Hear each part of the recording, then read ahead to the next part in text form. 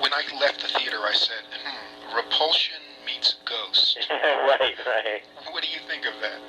Yeah, no, I watched Repulsion twice during the pre-production, just kind of letting it sink in, and why that camera work got you so into it, and just into her mind. Yeah. How about your early influences? You started making films at a very young age, and was Polanski and stuff like Rosemary's Baby, and was that a big influence on you growing up? Or? Well, not so much as me growing up, but growing up as a filmmaker, for sure. In the last 5 years, learning about why things have resonance and power, and other things just don't linger as long with you emotionally, and when you leave the theater, why some movies seem like you entertained yourself, you're very entertained, but the moment you get out to the car, it's lost a little bit, and how do you sustain the tone and emotion with camera work and filmmaking, storytelling, and obviously Polanski and The Shining and others that could sustain a tone for a long time are things that I really analyze to find keys to. What about Frankenstein itself? I'm thinking of when the boy is locked in the, I guess that's... This dungeon. Yeah. I immediately thought, the original Frankenstein. Right. Well, no, I saw it. I don't know, not consciously, let's put it that way. Okay.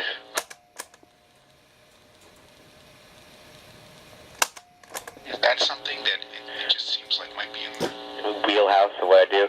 Well, it's a very interesting thing to have your protagonist see things that you're not quite sure are in his mind, or are they actually real, and how long you can sustain that is the magic trick, I suppose, of what exactly is going on, and it adds to the fear. I don't know, maybe one day down the line the next project doesn't have completely that element like that I can exploit, but something similar. Currently, I guess right now that your film is part of kind of a fright boom. I mean, there's a real appetite right now in the country, starting with Blair Witch and I guess The Mummy, if you really want to go back to that. Way back there, and I think to The Haunting, today's new version. What have you seen any of the current crop? Have you seen like Blair Witch? No, I haven't seen any of them. I mean, partly because it's busy time during the release, but partly because I don't want to get upset. Okay. But I think that when we sold The Sixth Sense, it was a very public event. When I sold the screenplay for Sixth Sense, it was a big deal. Every studio bid on it, and everybody read it. It was a script that everybody had and everybody read, and I think that when something is appreciated, it causes a ripple effect, and I think that, a lot of the people that bid on the movie are the people that have these horror movies in the theaters between now and October. And so in just the framework of time that when we put our film into pre-production, the other films went into pre-production, you would have had to, in the pregnancy period of making a film, we were all, right around that time of the sale, was the incarnation of all of these films, most of these, not Blair Witch, but the others, like The Haunting and such. And so it was, I think it's just an example of how things happen in kind of cycles in Hollywood. They read something or see something that causes them a new appreciation of an old way of storytelling, and they kind of see the way of how to do it or get excited about it again. I mean, generally these studios have development bins full of movies that are either buddy action movies or disaster movies or horror movies, and they just have tons of them.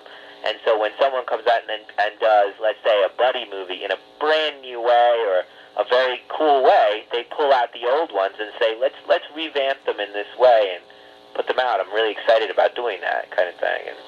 But this time the audiences are like responding big time. I felt like that the idea of being, well, because I don't know why, but the current marketplace of audiences is younger, skewing younger a little bit, like teenagers, and whereas, in the Breakfast Club days and all, really strong films about that age group were making money, but not like the money they're making now.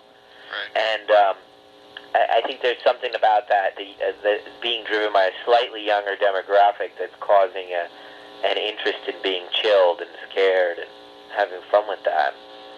Well, do you want to try to play social psychologist for a second? And what is it right now? Why is it that people want to be scared in movie theaters? I mean, what? Maybe it isn't just about being scared as much as it is a new way to be thrilled in the movie theater. Right.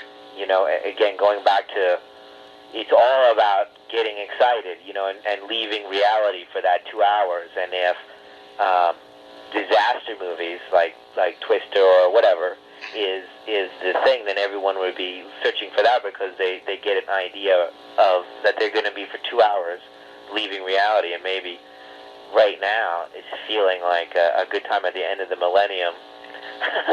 Yeah. I don't know if the end of the millennium has an effect on this research, re-interest in horror. I've always been totally interested in it all. And the fact that so many Stephen King movies have been put into production, and it used to be kind of a lower genre. Right. It's like dramas and all these things, and then they're at the bottom next to the kung fu movies, in the basement is the horror movies.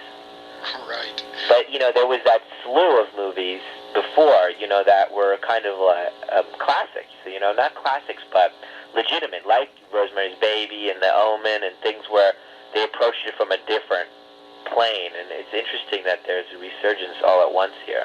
And The Shining, too, you mentioned earlier. Right. I think that was also one. But, with this, with Bruce Willis, I read in the production notes where you were very sure of landing, Bruce Willis in terms of, I think even before you finished the script. Right. And you actually did. How did that happen? I mean, I don't know. This has been a very weird film, and it's not like I just thought it was going to happen. I thought I was going to sell it for a ton of money, and I thought Bruce Willis was going to be in it, and I hadn't written a word of it yet. I just had the title. And it just felt right, and it turned out that he was the guy we went to first, and he says yes, and everything's fallen suit, and the film's opening on my birthday. I mean, whoa! How old will you? I will be 29 on the day that my movie opens. Well, what a birthday present this is. I know, 2,200 or whatever, 2,500 screens. That's a nice birthday present. Wow. Well, hey, I'm appreciative that you were able at least to, have a few words with me on it, because... No, I hope they were helpful in some way. Very much so.